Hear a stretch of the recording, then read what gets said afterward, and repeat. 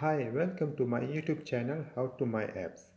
Let's get a poll on your Instagram story. Now, if you want to poll all of your followers, maybe ask them a specific question, see what they respond with.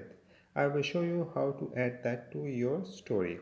But first, hit that subscribe button down below, it really helps my channel to grow. So let's open Instagram here.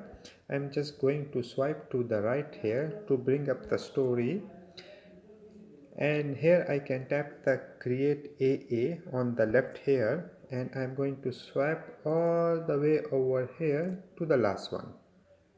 So it is a quiz. You can see it just came up with the random quiz or pool here. So you can tap on the dice at the top and it will just show a bunch of different ones. So I can add some option here.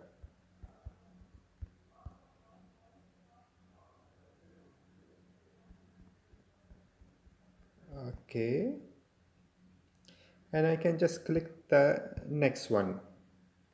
So you can add different stuff here. You can go through here and just hit the next at the top right.